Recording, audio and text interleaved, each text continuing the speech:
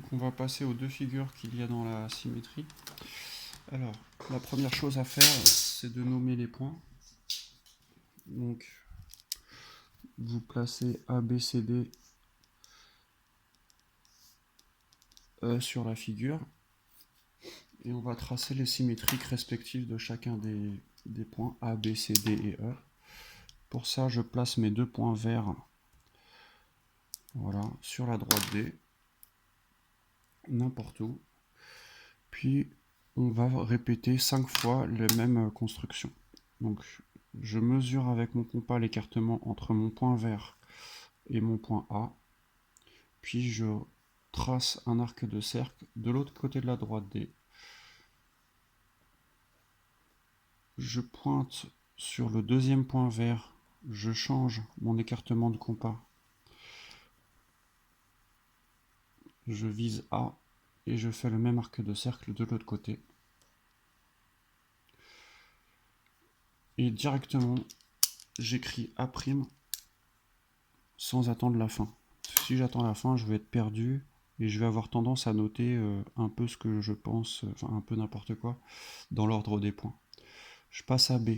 Je pointe sur un des points verts. Je mesure avec mon écartement de compas l'écartement jusqu'à B. Puis je trace. Je pointe de l'autre côté sur l'autre point vert. Là. Puis j'écarte mon compas jusqu'à B. Et je trace de l'autre côté de la droite D. Ça, c'est mon point B'. Je fais pareil avec C. Et ainsi de suite. J'écarte jusqu'à C. Je fais mon arc de cercle. J'accélère un petit peu. J'écarte jusqu'à C. Avec l'autre point vert. Je fais mon arc de cercle. Ça, c'est mon point C'. Je fais pareil avec D. J'écarte jusqu'à D. Hop. Je fais mon arc de cercle. J'écarte jusqu'à D à partir de mon autre point vert. Je fais un arc de cercle. J'obtiens D'.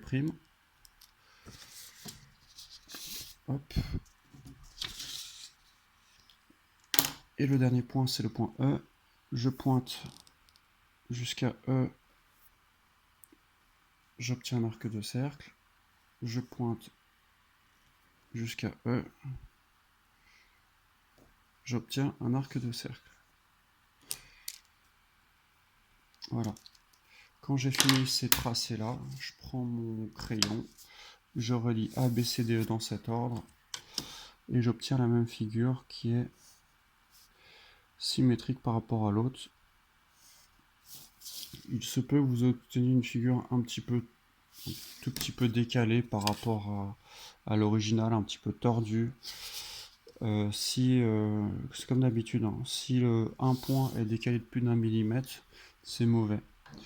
Mais si vous avez toujours une tolérance d'1 millimètre. Sauf que 1 millimètre, ça permet de voir que par exemple l'angle droit ici, bah, il va être un peu tordu. Donc la figure peut être entre guillemets correcte, c'est-à-dire avoir tous les points, même si il y a une figure qui semble pas tout à fait symétrique. On fait pareil avec le deuxième. La deuxième figure, ça va être la même chose, sauf que par pliage, cette flèche-là va atterrir dans ce sens-là. Flèche pointe vers le bas. Je place deux points verts. Ici, je vais prolonger un peu parce qu'en fait, à chaque fois que les droites sont tracées trop petites, les points verts, en fait, pour que la figure soit précise, il faut que les points verts soient le plus loin possible. Plus l'arc de cercle va être loin, plus la figure va être précise parce que votre compas il est plus écarté. Plus un compas est écarté, moins il bouge en fait. C'est juste un point de vue technique. Donc le point A, il va chevaucher l'autre figure. Pour ça... Allez, c'est pas grave. Le point A, il va passer en haut. Là, il va se superposer à D un petit peu. Je pointe sur l'autre Ouais, ouais, c'est ça. Bon, c'est pas trop clair, hein, donc je vais repasser au stylo vert. Le point A', il est au-dessus de l'autre figure, donc c'est pas terrible ce que j'ai fait. Bon, désolé. Pour la clarté, il y a mieux. Donc après, je pointe mon compas sur le point vert. J'écarte jusqu'à B. Je fais un arc de cercle de l'autre côté de la figure. Je pointe le compas sur le point vert.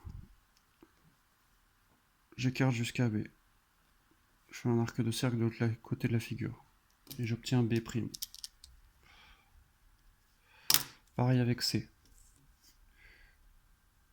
J'écarte. Je trace de l'autre côté. Alors quand vous avez des points C qui sont tout proches de la droite D, c'est pas la peine d'aller faire un arc de cercle à l'autre bout ici. Vous voyez, il faut se dire que quand même l'arc de cercle, il faut le placer à peu près à l'endroit où va se placer le symétrique. Donc ça, pour savoir où va être le symétrique à peu près, on le voit à l'œil nu.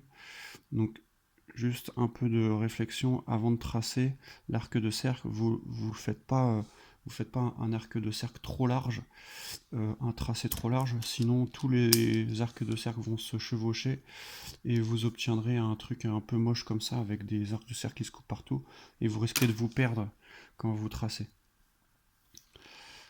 Donc vous voyez, pour savoir où je vais tracer l'arc de cercle, avant de tracer, je vois à l'œil nu que D, son symétrique, il va être par ici, là, à peu près par là. Donc mon arc de cercle, je vais le tracer à peu près par là. Pas la peine d'aller n'importe où faire l'arc de cercle, je le fais là. Il va être dans ce coin-là, de toute façon, je le sais.